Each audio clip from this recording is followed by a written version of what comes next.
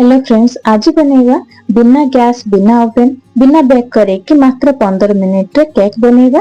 तो तापाई प्रथम एठी मु ओरियो बिस्किट नै जायछि 10 रुपीस वाला दुटी ओरियो बिस्किट पैकेट नै परिबे। तो एबे हमें बिस्किट रु क्रीम को अलग कर देबा। देखंतु एमटी नाइफ सहायता रे क्रीम को अलग कर देबा। सब जाक बिस्किट एमटी क्रीम अलग हे गला परे ताकू साइड रे रखिबा।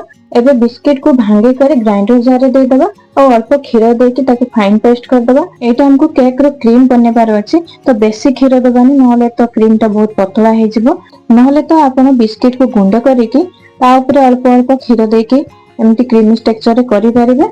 तो एबे याको साइड रे रखिबा। तो एबे कोन करिया ना सुगर सिरप बनेबा।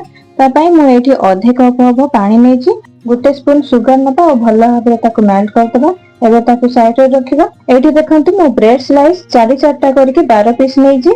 एबे कोन करिया ना नाइफ नहले सीजर साहाय्य रे एमटी चारि पाखरे कट करनबा।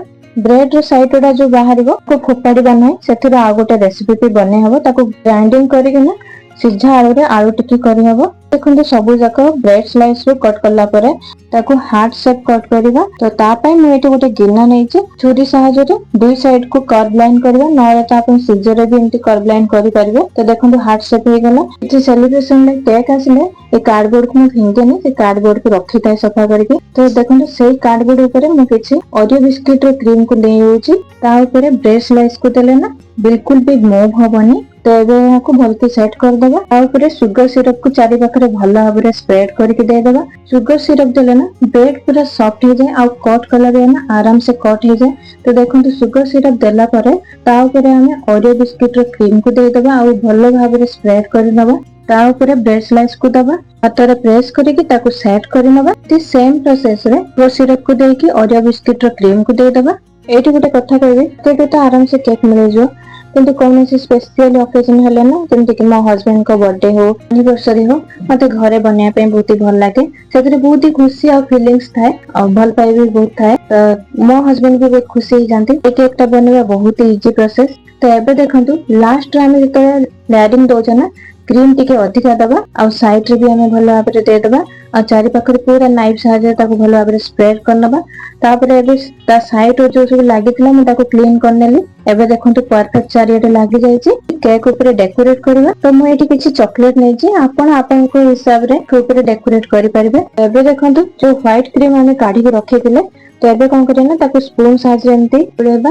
और एठी क्रीम ता बहुत ठीक अछि, तो सेति अल्प क्षीर नेली और क्षीर नै कि गोळेला परे देखंतु एबे क्रीम टेक्सचर देखंतु केते सुंदर होइछि। तो एबे एमती गोटे प्लास्टिक नै जवा, ता भीतर हमें क्रीम को दे दबा। क्रीम ता हमें लेखिया पई यूज करबा। तो एठी मु किछि केक ऊपर डेकोरेट कर देछि और किछि पेपर बटरफ्लाई थिला ताको भी डेकोरेट करनेली।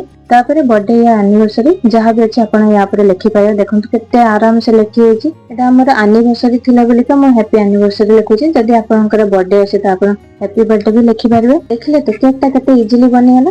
ए केक ता बनया पे ना मात्र 15 मिनिट समय लागिबो। आ केक ता बनै सल्ला परे केक रे लुक किछि एमती ही थिला।